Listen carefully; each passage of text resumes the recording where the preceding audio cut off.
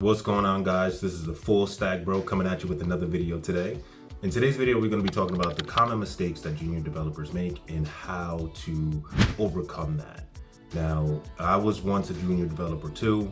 I used to write bad code. I used to make a ton of mistakes, and I learned from those mistakes and got better, as I was going through my career. So some of the common mistakes that I do see with junior developers is just overcomplicating the solution or overcomplicating your code. Your code needs to be simple. Keep it simple, stupid, okay? The KISS method.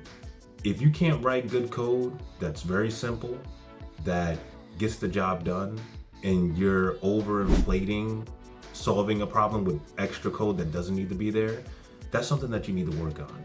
So my advice to you is to look at how other people have written their code on your team, right? Look at how they're doing it. If they are writing everything from simple callback functions to writing for each loops, look at how they're writing their code and how they're setting a standard there. Once you understand that, you should be striving to write the same way, and then ask for help. Like, ask a senior developer or someone else that knows more than you about how to go about solving a problem, and they will walk you through how to write your code to the point where it's super simple and you can get things done. Overcomplicating your code is going to lead to refactoring it later, and then as the product continues to scale, you're always going to have tech debt there now, right? Because you introduced it. So always write your code very simple. It doesn't need to be complicated. If it's a complex problem, you need to break that down into smaller pieces so that you can then plug and play your code to make it more simple, okay? The second thing is, like I said before, you're not asking for help. Ask for help, okay? Don't feel like you're inadequate because you can't solve this problem or you don't know what you're doing. Just because you're not as experienced doesn't necessarily mean that you can't get there. So when it comes to writing code, you need to reach out to your senior developer and ask them, like, hey, can you help me with this? In my opinion, like, as a senior developer, if people need help, always reach out to me. There's no reason for this like ego thing where you feel like you're not as good or you're not gonna, be good with solving problems and getting things done.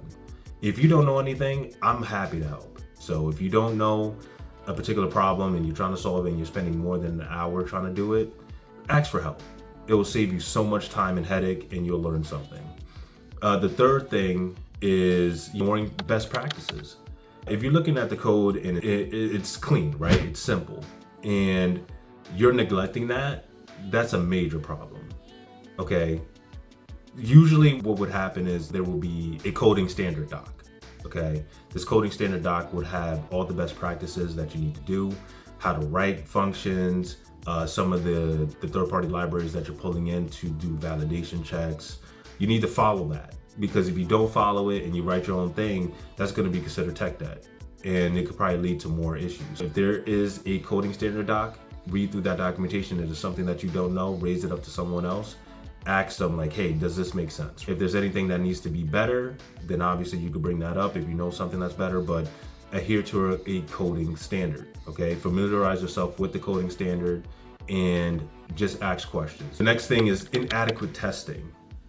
This is crucial. So if you're working on a bug and you're coding out a solution and you're just like, okay, I tested like the bare minimum of it, and then I'm gonna push it out there into the QA environment to get tested, it might come back as a bug again because you didn't have the right testing steps to go through, making sure that the bug is actually solved. So always make sure that you're testing your code. Write out the solution, try different ways to test it. This is how you get better. So instead of thinking about it from like, what the requirements are, you then have to think about, what if I do it from different angles, right? If you were to test your code more thoroughly, you'll solve this problem easily. The fifth thing is the lack of coding in the documentation. If you're writing your code and you're not adding comments, you're not documenting what the workflow is, this is a problem. I feel like if you're building out a new feature, it's good to document your code so that other people that are looking at your code would know exactly what the workflow is, and if they have questions, they can reach out to you. So always document what you're writing. Don't ever assume that someone else, like a senior developer, could look at your code and think, hey, I know exactly what's going on with this code and it makes sense. The more you document, the easier it will be for me to read through everything, make sure it's working, and not introduce new bugs. The sixth thing, whenever you're solving a problem and you get errors and you're not reading through it thoroughly, this is going to cause issues. That could be a catastrophic error that we need to look into. It could be something that's failing in the back end that we need to look at the logs and see what's going on. If we're ignoring errors, if you're ignoring errors, that's a problem. That is a major problem. And I'm pretty sure when you create a PR and then a senior developer looks at it, he's gonna be like, why, like this looks like it doesn't work. Or what they could do is test it, pull down your branch. Like if you had a local branch, right? They could pull your branch, look at the code, run it locally and see if it actually runs. And if there's errors, obviously you're gonna get questions on that. So you need to make sure that when it comes to error handling and error messages, that you're reading them properly, and that you understand the difference between a 400 error versus like a 502 error.